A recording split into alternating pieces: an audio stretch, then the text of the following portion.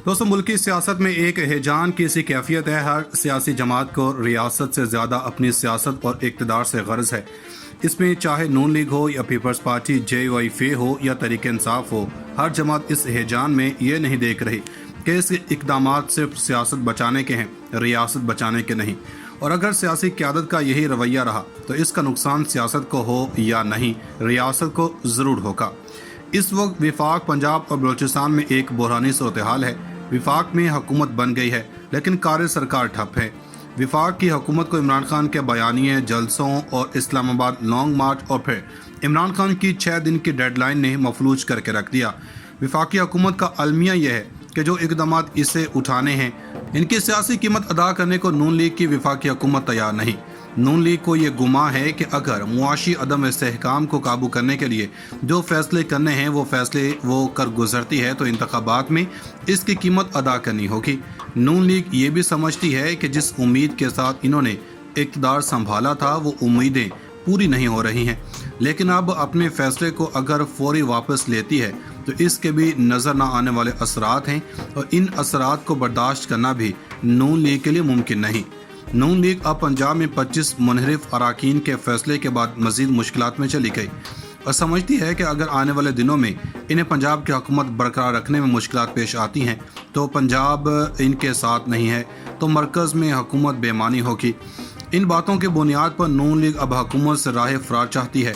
इस राह फरार के नतीजे में मौजूदा वज़ीर-ए-आज़म शहबाज शरीफ की CV पर तो साबिक वज़ीर-ए-आज़म लिखा जाएगा, लेकिन एक मर्द बहरान या मुस्तकबिल में वज़ारत उज़्मा के एक मजबूत उम्मीदवार के तौर पर इन्हें शुमार नहीं किया जाएगा।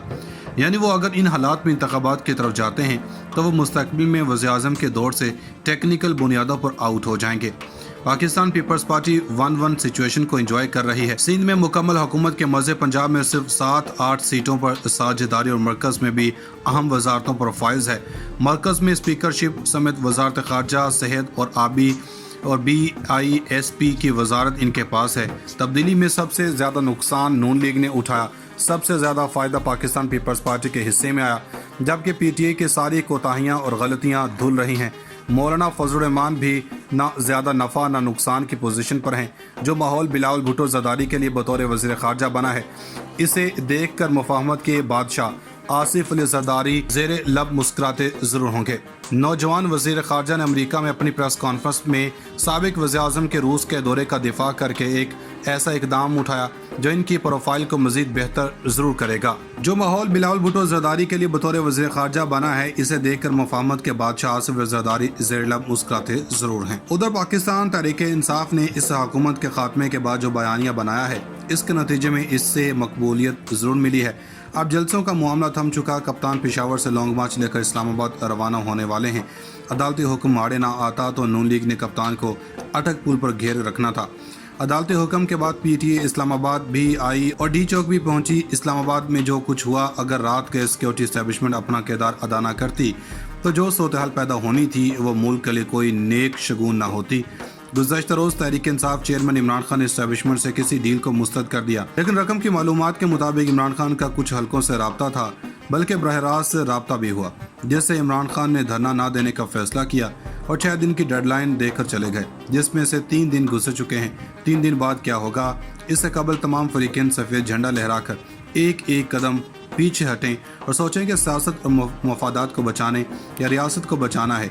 पहले इसका तयन करें और एक बार फिर सफ़े आरा हो जाएं, क्योंकि जिस किस्म की हिजानी कैफियत मुल्क में इस वक्त है, इसके नतीजे में अगर फिलफौर इंतखाबात होते हैं तो तमाम फरीक इसके नताइज को तस्लीम कर ले, ये मुमकिन नहीं।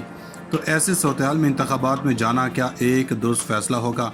क्योंकि अगर इंतखाबात के बाद चाहे नून लीग हो या पीपल्स पार्टी या तहरीक इंसाफ हो या JYF, अगर इन्होंने इसके नताइज तस्लीम नहीं करने तो इन इंतखाबात का फ़ायदा फिर रियासत को नहीं, सियासत को ही होगा। राकम की दानिस्त में इंतखाबी इस्लाहात समेत कुछ अहम चीज़ों पर इंतखाबात के बजाय एक ग्रैंड नेशनल डायलॉग या कम अज़ कम मिसाक मुआशत इस वक्त मुल्क की ज़रूरत है। और इस ग्रैंड नेशनल डायलॉग का आगाज़ करना इसलिए नागुज़ेर है कि इस वक्त सियासतदान हो या आइनी और दीगर इदारे एक दूसरे के सामने खड़े हैं और सहाफ़ी और अहले इल्म लोग भी इंतहाई दाएँ और इंतहाई बाईं जानिब पोजीशन लिए खड़े हैं।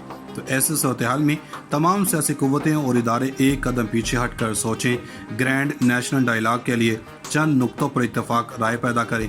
पहले मरहले में मिसाक मुआशरत करें, एक छत के नीचे बैठे सियासत नहीं रियासत को बचाएं, क्योंकि रियासत होगी तो सियासत होगी। इस वक्त वज़ीर-ए-आज़म कौन होगा, हुकूमत किस जमात की होगी, ये एक बड़ा सवाल नहीं होना चाहिए, बल्कि इस वक्त बड़ा सवाल ये होना चाहिए कि गिरती हुई मुआशरत को कैसे पटरी पर लाना है।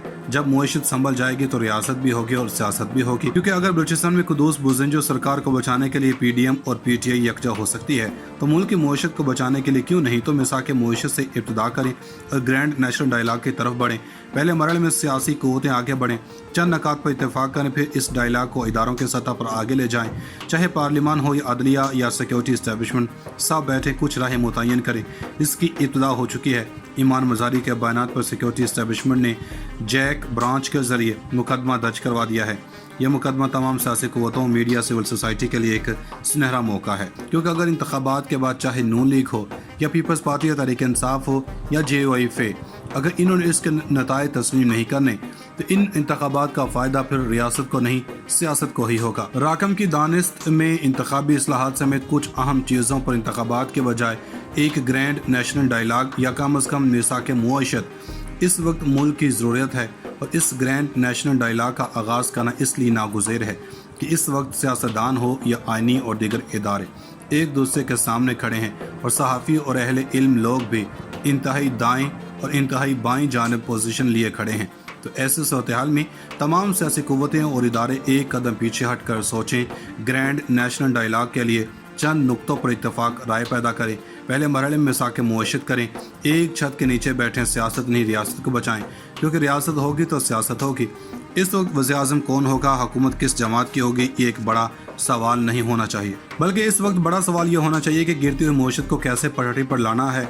जब मुआशरत संभल जाएगी तो रियासत भी होगी और सियासत भी होगी, क्योंकि अगर बलूचिस्तान में कुदूस बुज़दिन सरकार को बचाने के लिए PDM और PTI यकजा हो सकती है, तो मुल्क की मुआशरत को बचाने के लिए क्यों नहीं तो मिसाक मुआशरत से इब्तिदा करें और ग्रैंड नेशनल डायलॉग की तरफ बढ़ें। पहले मरहले में सियासी कुव्वतें आगे बढ़ें, चंद नकात पर इत्तेफाक करें, फिर इस डायलॉग को इदारों के सतह पर आगे ले जाएं। चाहे पार्लियामान हो या अदलिया या सिक्योरिटी इस्टेब्लिशमेंट, सब बैठे कुछ राहें मुतय्यन करें। इसकी इब्तिदा हो चुकी है। ईमान मज़ारी के बयानात पर सिक्योरिटी इस्टेब्लिशमेंट ने जैक ब्रांच के जरिए मुकदमा दर्ज करवा दिया है। यह मुकदमा तमाम सियासी कुव्वतों, मीडिया, सिविल सोसाइटी के लिए एक सुनहरा मौका है।